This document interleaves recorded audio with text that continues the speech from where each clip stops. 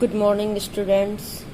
Hope so आपको risk poem जो composed by है जेनेट रेन के द्वारा, उसके दोनों स्टेंजा आपको समझ में आ गए होंगे। मैंने एक एक लाइन का एक एक एक्सप्लेनेशन बताया है ताकि अगर आपको 8 लाइन में अगर कोई 3 लाइन ही एग्ज़ाम में आ जाती है तो आप उन 3 लाइन के अच्छे से एक्सप्लेनेशन कर सकते हैं। इस वीडियो के लास्ट में मैं आपको रेफरेंस और कॉन्टेक्स्ट में क्या लिखना है वो मैं बता दूंगी। ठीक है, अब हम लास्ट स्टेंजा रिस्क पोएम का स्टार्ट करते हैं। The person who risk nothing, does nothing, has nothing, is nothing and becomes nothing. It means generator कहना चाहती है कि द पर्सन, एक व्यक्ति, हु रिस्क नथिंग, यानी जो रिस्क नहीं लेता है, रिस्क का खतरा नहीं उठाता है, यानी जो व्यक्ति रिस्क का खतरा नहीं उठाते हैं, डज नथिंग, वो कुछ नहीं कर सकते अपनी लाइफ में, हैज़ नथिंग, उनके पास कुछ भी नहीं होता है, इज नथिंग, वो बिल्कुल 0% में होते हैं, एंड बिकम नथिंग, और इन फ्यूचर में भी उनके पास कुछ नहीं होता है। कहने का मतलब ये है कि जो व्यक्ति रिस्क जैसे फैक्टर को अपनी लाइफ में इन्वॉल्व नहीं करता है, उसके पास करने को कुछ नहीं है, उसके पास किसी भी तरह की का कुछ भी नहीं होता है, वो बिल्कुल प्रेजेंट में न्यूट्रल होता है, 0% में होता है, और फ्यूचर में भी कुछ नहीं करने की उसके अंदर कैपेसिटी होती है।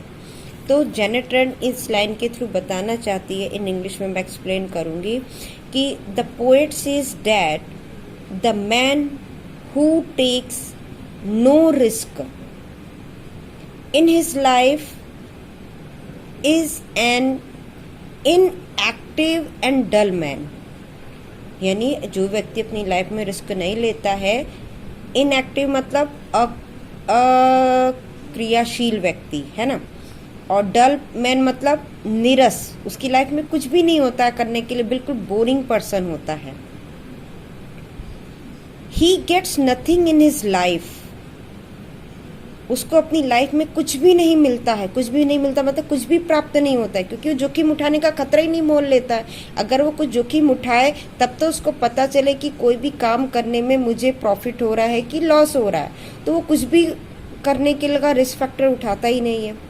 He does not make any progress in his life, वो अपनी लाइफ में भी कभी भी कुछ करने का प्रोग्रेस, देखो जब हम अपनी लाइफ में रिस्क लेंगे तो हमको आगे बढ़ने का या बैक होने का कोई ना कोई खतरा होगा। आगे बढ़ेंगे तो पॉजिटिव होगा, पीछे होंगे तो वो होप किस में चेंज हो जाती है, डिस्पेयर में चेंज हो जाती है। पर फिर भी कहीं एक उम्मीद होती है कि हम थोड़ी सी और मेहनत करें तो हो सकता है हम अपनी लाइफ में कुछ अचीव करें। जितना हमने सोचा है, जितनी हमारी उम्मीद है, उतना तो नहीं पा सकेंगे, पर हाँ ये है कि फिर भी नहीं से कुछ बेटर हमारी लाइफ में कुछ करने को होगा। ठीक है, सेकेंड लाइन है, they may avoid suffering and sorrow but they can't learn, feel, change, grow, love, live. यानी जो व्यक्ति अपनी लाइफ में ये सब काम नहीं करते, रिस्क का फैक्टर नहीं उठाते हैं, वो क्या कर सकते हैं? वो सिर्फ एक चीज से अपने आप को सेफ कर पाते, सुरक्षित रख पाते हैं। वो किस चीज से? सफरिंग एंड सॉरो, यानी जो तकलीफ होती है, रिस्क उठाने की जो तकलीफ होती है, जो पीड़ा होती है, जो दुख होता है, वो उससे क्या कर सकते हैं? बच सकते हैं। ठीक है ना, बच सकते हैं। वो भी थोड़ी देर का दुख होता है। जैसे मान लीजिए अगर आपने कोई नया बिजनेस सेटअप किया, आपको पता है कि हम फर्स्ट टाइम कोई नया बिजनेस स्टार्ट कर रहे हैं तो हो सकता है बिजनेस बहुत सक्सेस हो जाए, बहुत अच्छा चल पड़े, और एक फैक्टर ये भी होता है कि बिजनेस उतना नहीं चले। ठीक है ना, तो आप ही खतरा, तो इस सोच के तो हम ऐसा तो है नहीं कि कोई काम ही नहीं करें। तो अगर मान लीजिए आपका बिजनेस लॉस की तरफ जा रहा है तो आपको क्या होगा? थोड़ी सफरिंग होगी, थोड़ा दुख होगा। पर अगर आप क्या करोगे? फिर से अपने आप को रिस्क फैक्टर लेकर मोटिवेट करोगे, आगे बढ़ने की कोशिश करोगे, ठीक है, तो आप बहुत कुछ अचीव कर पाओगे। बट यहाँ पे क्या कह रहा है कि पोएट क्या बता रही है कि अगर जो व्यक्ति अपनी लाइफ में कुछ नहीं कर सकते हैं तो सिर्फ वो सफरिंग और सौरों से बच सकते हैं।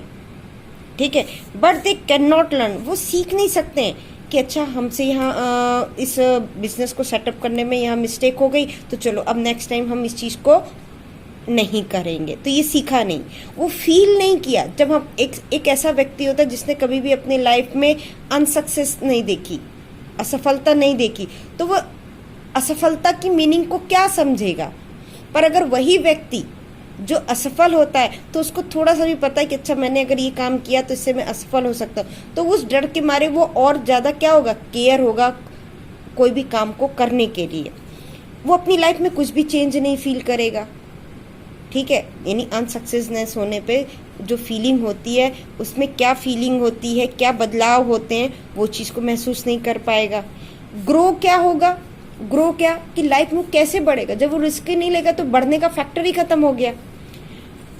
लव, उसको कोई भी रिस्पेक्ट की फीलिंग से नहीं देखेगा। क्यों नहीं देखेगा, क्योंकि वो तो डल है अपनी लाइफ में, नीरस बैठा हुआ है, इनएक्टिव पर्सन है।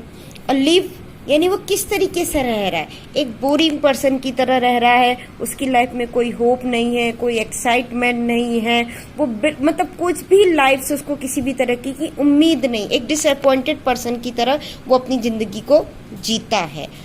ठीक है, इसको हम इंग्लिश में ऐसा एक्सप्लेन कर सकते हैं, the poet says that a person can protect himself from pain and sadness.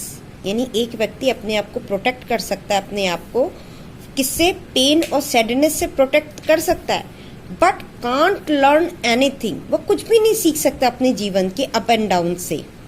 And feeling nothing in his life, और उसके जीवन के प्रति कोई फीलिंग नहीं होती, कोई भावना नहीं होती है। ही कांट चेंज हिमसेल्फ, वो अपने आप को भी नहीं बदल पाता है। नेवर डेवलप्ड, कभी भी विकसित नहीं हो पाता है, ग्रोथ नहीं कर पाता है अपनी। इफ इवन, चाहे वो ही हो, शी, कोई भी हो, become unable to get love and live like a human being. ठीक है, होप सो आपको समझ में आ रही होगी लाइनें। नेक्स्ट लाइन है, chained by their certitude there are slaves, they have forfeited their freedoms. Change मतलब यहाँ पर आप नोट कर लीजिएगा, चेन का मतलब होता है बांधना। चेन होती है ना, चेन में ईडी लग गया तो पास्ट टेंस में आ गया, यानी अपने आप को हमने चेन से बांध रखा हुआ है। कैसे, बाय देयर सर्टिट्यूड्स, यानी अपने विचारों से, अपनी निश्चितताओं से हमने अपने आप को क्या कर रखा है, बांध के रखा हुआ है। यानी हमारी थिंकिंग क्या हो गई है, हमारी थिंकिंग क्या होगी, कैसा सेटअप हो गया माइंड में कि नहीं यार, हम ये जब भी बिजनेस शुरू करते हैं तो हमको लॉस ही लॉस होता है। तो ये हमारी खुद की निश्चितताएं हमको क्या करती हैं, बांधे हुए। दे आर स्लेव्स, और वे क्या हो जाती हैं, गुलाम हो जाती हैं। दे हैव फॉरफिटेड देयर फ्रीडम, वो अपनी जो स्वतंत्रता को है, फॉरफिटेड मतलब होता है खो देना, फॉरफिटेड मीन्स होता है खो देना, वो अपनी स्वतंत्रता को पूरी तरीके से खो देते हैं और अपने ही विचारों के क्या बन जाते हैं, गुलाम बन जाते हैं। ठीक है ना, जैसे हमने एक अपने दिमाग में एक सेटअप कर लिया है कि नहीं, हम आगे 10th में अच्छे नंबर नहीं ला पाएंगे। क्यों, क्योंकि हमको लगता है हम इंग्लिश में वीक है। तो इट्स नॉट अ सॉल्यूशन, ये कोई सॉल्यूशन नहीं है, बल्कि आपको क्या करना चाहिए, उस पर मेहनत करनी चाहिए, अपनी ग्रोथ करना चाहिए, अपने आप को चेंज करना है, हमको बहुत कुछ लर्न करना है। ठीक है, इन निश्चितताओं से अपने आप को जो हमें जकड़ी हुई है उनसे हमें हटना है कि नहीं, इंग्लिश बहुत इजी लैंग्वेज है, हम आराम से सीख सकते हैं। हमको उसका बल्कि गुलाम नहीं बनना है, इंग्लिश सब्जेक्ट का गुलाम नहीं बनना है, बल्कि उसको हमें अपना गुलाम बनाना है। क्यों, क्योंकि हमने इतनी अच्छी नॉलेज गेन कर ली है। दे हैव फॉरफिटेड देयर फ्रीडम, और इस तरीके से क्या होगा, हम किसी के गुलाम नहीं रहेंगे और एक हमारा अपना क्या होगा, फ्रीडम एरिया होगा। तो इस लाइन के थ्रू पोएट कहना चाहती है, the poet says that people avoid risk, people avoid करती है रिस्क को, एंड डू नथिंग, और कुछ नहीं करती है, एंड सेटिस्फाइड देमसेल्फ, और अपने आप को कैसे सेटिस्फाइड करती है, thus they are restrained by their feeling of complete certainty, they live like slaves and lost their freedom।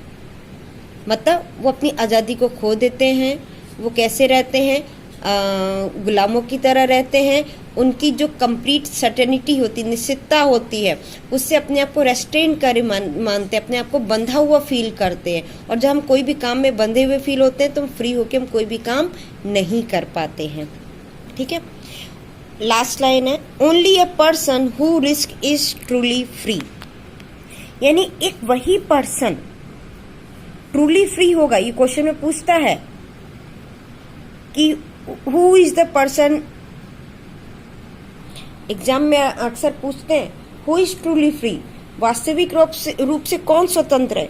वही व्यक्ति जो अपनी लाइफ में क्या लेता है, रिस्क फैक्टर को अपनाता है, रिस्क को इन्वॉल्व करता है, वही व्यक्ति क्या हो जाता है, अपने आप को एक स्वतंत्र फील करता है और वही आगे सक्सेस भी होता है। तो in the last line of the poem, poet gives us a meaning of freedom, या मैसेज कह लीजिए ऑफ फ्रीडम, मतलब एक मैसेज दे रही इस पोएम के थ्रू, एक जिंदगी का फ्रीडम का मीनिंग बता रही है कि says that in fact only that person is free who taken risk in life. ठीक है, कि मतलब जो अपनी लाइफ में क्या लेता है, रिस्क लेता है, वही क्या है, पूरी ट्रूली फ्री व्यक्ति कहलाता है। तो होप सो आपको पूरी पोएम स्टेंजा वाइज समझ में आ गई होगी। और जनरली जो हम रेफरेंस और कॉन्टेक्स्ट में लिखते हैं, तो रेफरेंस में हम जनरली क्या लिखते हैं कि अगर जैसे फर्स्ट स्टेंजा है तो हम बोलते हैं this is the opening lines of, this is the opening line भी बोल सकते हैं इस तरीके से, या बोल सकते हैं these lines have been taken from the poem risk composed by Janet Rand, भी हम लिख सकते हैं इस तरीके से। ये रेफरेंस है। तीनों स्टेंजा का रेफरेंस क्या होगा, सेम होगा। तीनों जो स्टेंजा का रेफरेंस क्या होगा, सेम होगा। बट आप कॉन्टेक्स्ट में, आप पहले वाले कॉन्टेक्स्ट में लिख सकते हैं कि in this opening lines of the poem the poet says that a risk is involved in everything we do। ठीक है, ये फर्स्ट स्टेंजा के कॉन्टेक्स्ट में आप लिख सकते हैं। और सेकंड स्टेंजा में आप जनरली जो पहले ऊपर की जो लाइनें दी होती उनमें से कुछ लाइनों को लेकर हम कॉन्टेक्स्ट में बना सकते हैं। उसी तरीके से थर्ड स्टेंजा में भी हम क्या कर सकते हैं, इसके ऊपर की स्टेंजा की जो लाइनों को हम ऐड करके इसके कॉन्टेक्स्ट में हम लिख सकते हैं। ठीक है, तो आप ये भी लिख सकते हो the poet says that a risk is involved in every act but we must take risk in life। तो होप सो आपको जैनेट रैंड द्वारा कंपोज ये पोएम आपको समझ में आ गई होगी और आप अच्छे से इसको एक बार रिवाइज करिए, वीडियो को अच्छे से सुनिए। और कोई डाउट्स हैं, कोई कमेंट है तो आप प्लीज़ कमेंट बॉक्स में, इनबॉक्स में मुझे मैसेज सेंड करिए। Okay, have a nice day.